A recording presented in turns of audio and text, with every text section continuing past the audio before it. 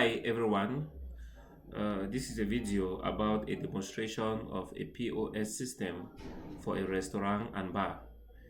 In this video, you'll be able to have a picture of how the system works.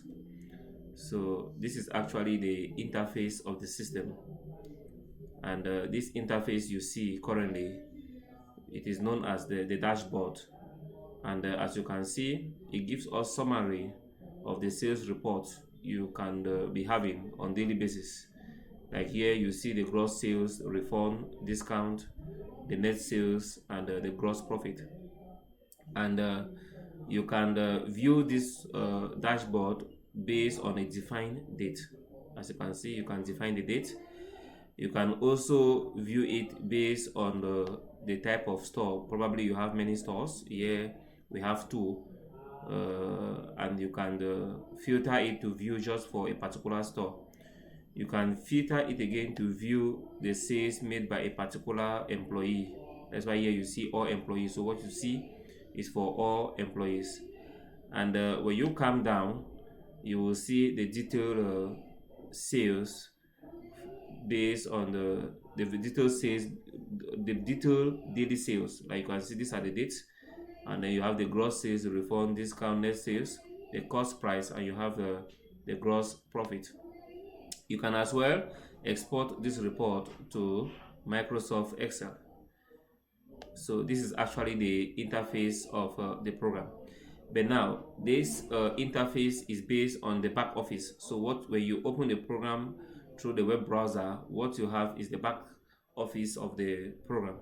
And in the back office, these are the various features of the back office. So in the back office, you can see all your reports. As you can see, the various type of reports you can generate: sales summary, sales by item, sales by category, sales by employees, sales by payment type, receipt, sales by modifier, and discount, tax, and based on shift. You can also work on your items. So these are the various this section help us to view our items and to create items, to categorize it, and so on. Then this section help us for inventory management.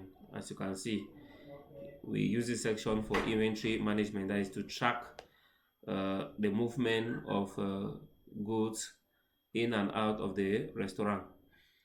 And this section help us to manage the employees. You can manage the employees by creating a list of employees, to view their total working hours, and so on. You have customers, you have integration. Now with this system, there's a possibility of you integrating it with an accounting system, but most of the times we integrate it with Xero and QuickBooks Online accounting system. And of course, you have this section for setting. So let's come and discuss a little bit about the items. So let's click and open the item list.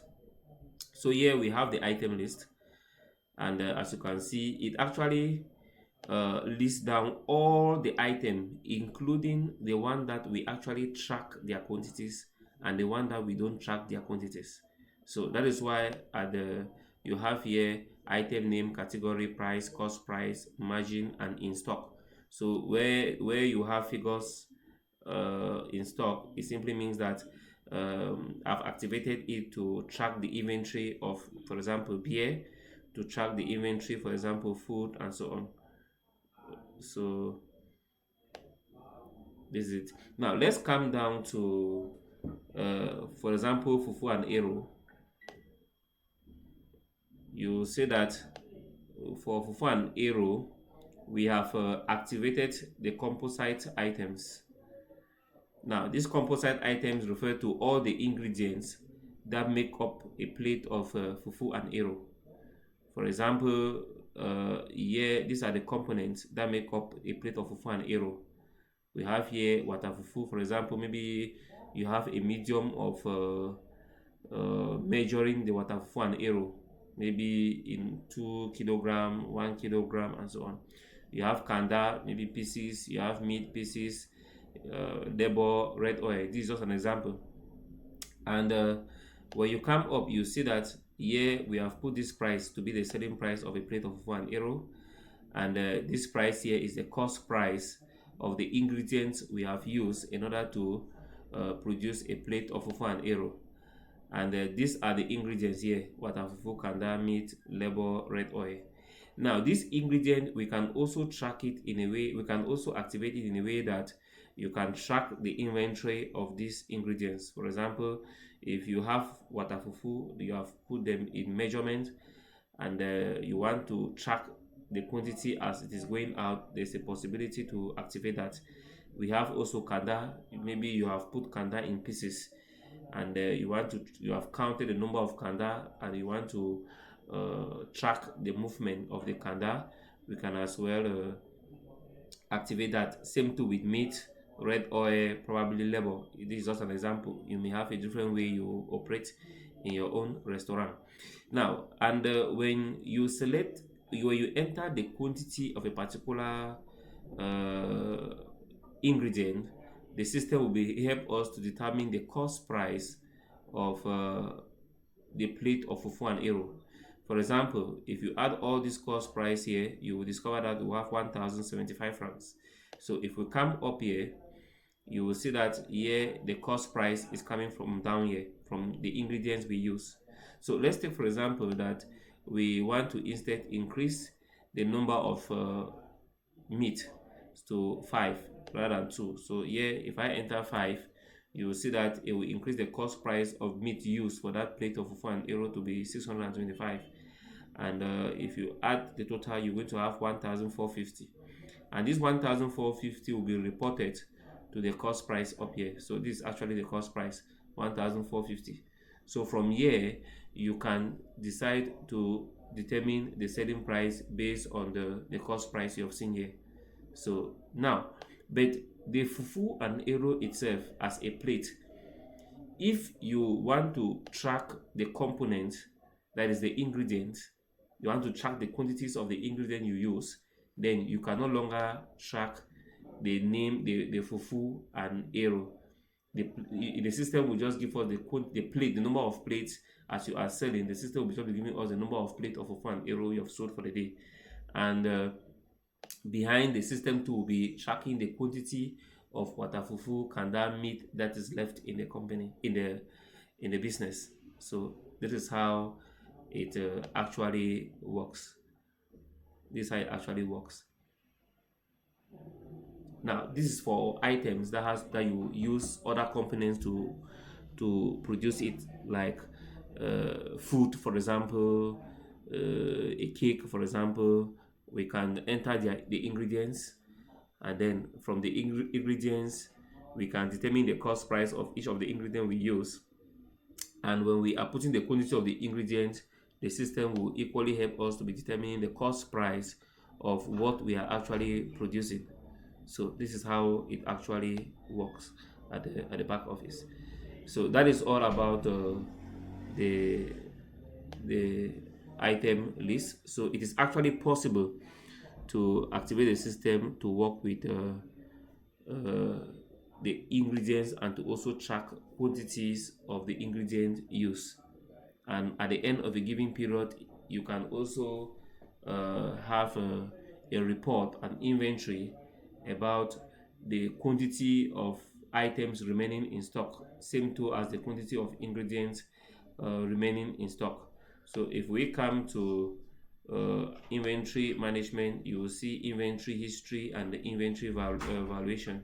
So this one enables us to determine the quantity of item or ingredient remaining in stock. So this is actually a summary about the back office. Now let us move to the front office, that is the point of sales system itself. Okay, so this is actually the front office, that is the POS itself, and I've actually installed this in my Android phone.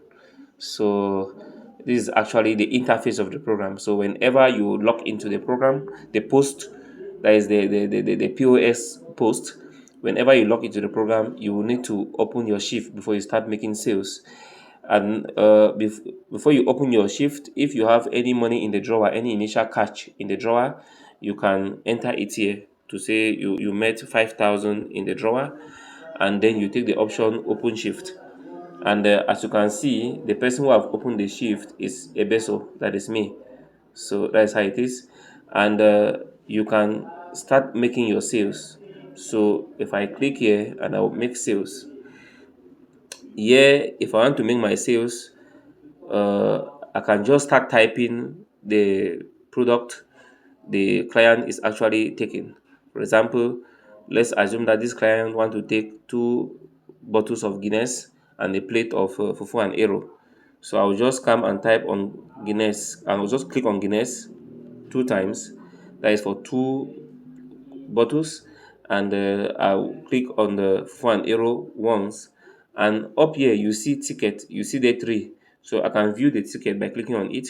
You will see there that we have 2 Guinness and 1 plate of fufu and arrow, and there's tax of, but we can also deactivate this tax if your restaurant is not liable to collect VAT.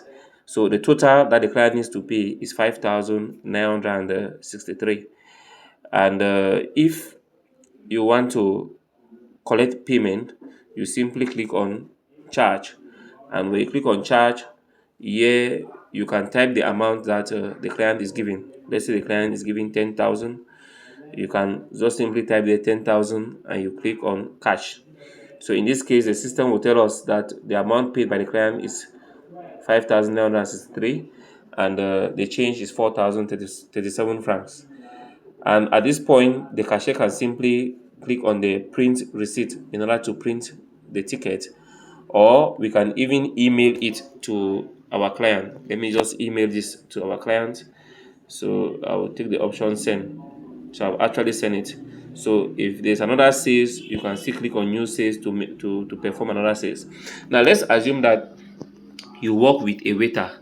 There's a possibility for the waiter to enter the order of the client, and then send the order directly to a kitchen printer, so that the people working at the kitchen will know what they need to do. And so in this case, let's assume that I'm a waiter, and I want to send the order to the kitchen. So, and somebody want to take 2 plates of fufu and arrow. So I'll just click on fufu and arrow twice. So this is actually the ticket for the order for fufu and arrow 2 plates. Like I've said, I've activated the system to work with VAT. That's why you see an additional fee of 770 francs as tax. And you can as well select the option if you want to also take statistics about those that eat at the level of the restaurant, those that takes takeaway, or those that you go and make delivery. So here you have dine in, you have take out, and you have delivery. So we maintain it on the dine in. And at this point, if you want to send this order to the kitchen, you click and take the option print bill. When you take the option print bill, you need to indicate the table number. So this client is in table number 12, and you may want to add a comment to the kitchen people by saying that please add more pepper, add more pepper. There's just an example. And at this point, if you click on save, the system now will ask you where you want to print this ticket or this order. So now you can select your kitchen printer. But it is appearing like this retry. It is because this is actually my Android phone, and I've not configured a printer, a POS printer, to my Android phone. So that is why. So but there's a possibility of configuring it to work with your phone and with Bluetooth, so that when you click on the print, you can select the option kitchen printer, and the ticket will just appear in the kitchen for the kitchen people to proceed with the order. Now, and when it does like that, the system automatically save the ticket pending the time that probably the client will need to eat, and then before making payment. So as you can see, where you see open ticket, that is where you can see all the save orders. Like here, the order we just prepared is it was on table 12. So as you can see, the order is there. So if the client is done eating and want to make payment, when the client goes and meet the cashier will just simply take the option open ticket, and he will be able to see all the tickets that are open, and he will open it. The cashier will simply open the ticket. At this point, the cashier will click on charge, meaning that the client wants to pay, and the cashier will type the amount the client has remitted and then click on the mode of payment. So let's assume that the mode of payment is still cash. We'll click on cash.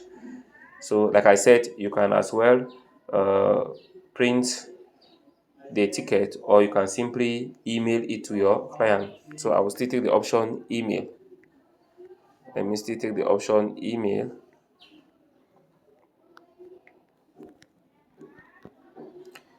I will take a different email. So I'll send the ticket to my email. So that is it. Now, let's again assume that the two sales we have made is simply to anonymous customers. Now, you can have situations whereby a client comes and tell you that no, this is a company, we need our receipt to carry the names or to carry our names. So in that case, there's a possibility of you adding in the client's name to the receipt, to the ticket. So let's go to open ticket. We have ticket 2, table 2 that is open. So now let's add this ticket to a client's name. So I'll come here and I will take the option. Uh, let's first of all open the ticket. Then I will come and add the ticket to a client. For example, for now we have Romano's counter customers. Let's just assume that I want to add a name. There's a possibility of you adding a name. I'm adding it to Mr. Ayok.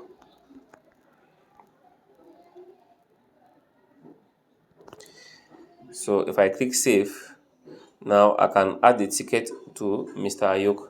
So in that case, if I click on charge and I take the mode of payment, it will be the name on the ticket will now be Mr. Ayok. So here I will click on new sales to show that I've validated the printout. So that is how you can add a name to you can add a client's name to the ticket. You can add the client's name to the ticket. Now let's assume that the cashier is done working and she wants to close her shift and to also verify the cash in the drawer with what she has in the system. So you simply click on the and take the option shift. So at this point you will take the option close shift.